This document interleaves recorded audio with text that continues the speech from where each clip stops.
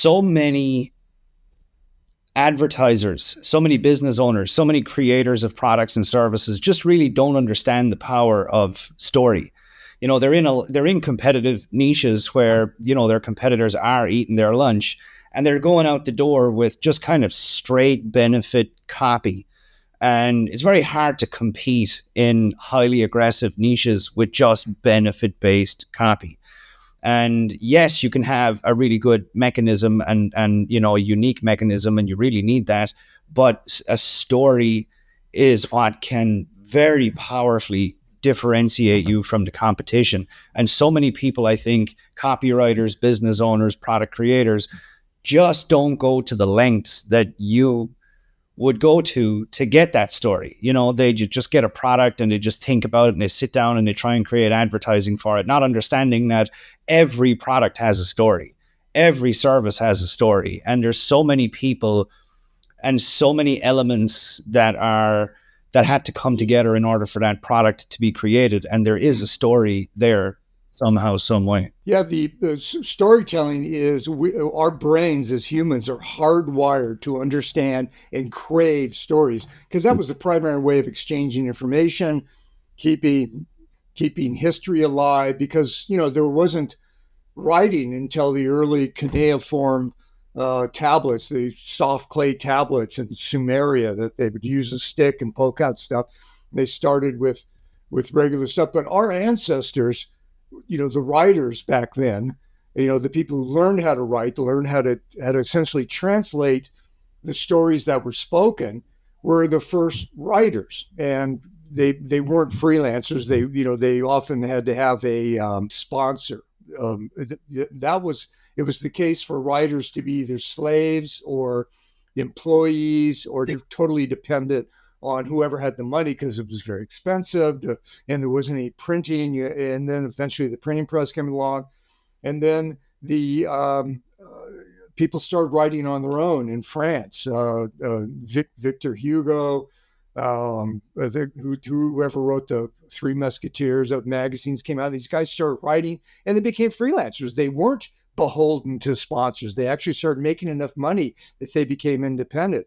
I mean, we owe it to our distant ancestors to make as much money and live the best life we can, because they often were, they had no freedom. They weren't able to write what they wanted. We can write anything we want. We can be obscene. We can write fantasy. We can write and do things, and we're responsible for the bottom line. That is a luxury that our ancestors couldn't even dream about. They were just grunts in the grinding aristocracy that ruled, the authoritarians that ruled most of the world, throughout history. So it's a heavy responsibility, and I take it seriously, frankly, being a writer. And one of the reasons I became, a guru was because when I started out, I was desperate. I'm living in my little hovel. I've got enough money for the next month's rent and maybe another tank of gas. And I'm doing this, and I got my first check for $2,000, which was going to cover everything for the next month. And then one day, very soon, like within a couple of months, I had 6 months covered, and I was like, "Holy shit! I have discovered a way." To make more money than I ever dreamed possible, but also to be free of bosses. And then I told my first client to go suck it. And that was freedom too. It was like, you don't own me. I'm just not going to cash your check, lose my number. Don't ever call me again. That was so freeing. It was awesome. And the benefits just kept multiplying, and it's like, then I realized businesses don't run without the writers. They can have, the guys who are firing their writing staffs, and bringing on AI, they're going to have a rude awakening over the next year and onward if they keep doing that, because AI is very limited as far as original thinking. In fact, it doesn't do any original thinking. Yeah. So it's going to be funny to see this play out, but a lot of the rookie writers, the younger writers, they're going to get hurt during this process. So you got to scramble. But we've always scrambled early in our careers. So if you really believe that you're meant to be a writer and this is what you want to do, then you got to work a little harder. I work really hard. I mean, I said goodbye to my girlfriend at the time because I just thought I'm going to be married to this job for a little bit. This is before I met Halbert, by the way, who just hated it that I was out there having sex and fun. Um, but the girlfriend I had when I first started, I was in my little hovel at the beach, and I just told her, I said, I got a job. I can't spend the night with you. I have to go back and I'm going to write all night. And she just could not understand that. And as I left, I was opening the door, I was just kind of shrugging. Something whizzed hit my ear and shattered against the door jamb. And I thought, I opened the door and closed it. It's the last time I ever saw her. Because there are lessons in all this and stories, and I use that story to tell other people. It's like, if you're going to be a writer for a while, you got to be married to it. You got to devote yourself to this. It doesn't have to be years and years and years, unless you're a slow learner. And especially with all the people out there now giving all the shortcuts out, and saying, don't do this, don't do this, because I did this and it didn't work, and blah, blah, blah. People have mapped out the past, so it's so much easier now, but it still will take you some time to get really good at it. But in the meantime, your social life, and it's like, if you're going to be a freelancer, especially, or an entrepreneur, which a freelancer is, you're working for yourself, you really got to be careful about who you surround yourself with. And your family and even your closest friends may secretly be wishing for you to fail, because if you succeed in breaking out of the box that your friends or the group you hang out with are in, which is, they want to believe nobody can get ahead. The man keeps you down. It's a stacked deck trying to get out there. So, why are you even trying, Kayla? Why, just go back to farming potatoes like you were meant to be. And it's like, as you succeed, their excuses for their own lives start to fall apart. So this may be all unconscious, but most of them will not be rooting for you. You got to be prepared for that.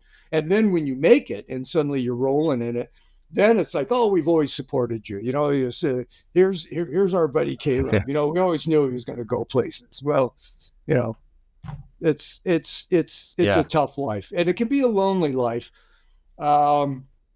It's tougher if you have a family, if you have kids and a wife. It's not impossible. A whole bunch of writers have done that. They just got to be understanding that you may be doing some late nights. You're gonna be doing stuff where you're sitting there staring at the wall. I had a friend who became a writer. I brought him into the business, but he was a graphic designer at the time, and his girlfriend was a graphic designer. He used to spend a lot of time sitting there and staring at the wall. That's all she saw, was him sitting there staring at the wall with kind of a blank expression. What was going on was in his head. It was, the stories were going around, all the stuff he was thinking. And this guy was one of the funniest guys you'd ever want to be around. He could take a trip to the supermarket and back, and never not have a story when he comes back with. He saw somebody doing something. He talked to somebody doing something. He saw something happen. He observed something, and it could have been the most boring trip in the world. He would find the stuff, and he'd sit there and just kind of cogitate on the story, and it would go through in his head. And his girlfriend at the time just could not handle it at all. She thought he was wasting time, being a lazy, slug. And, that didn't last. She wasn't supportive of what he was doing. So I don't know, that's just a small piece of advice.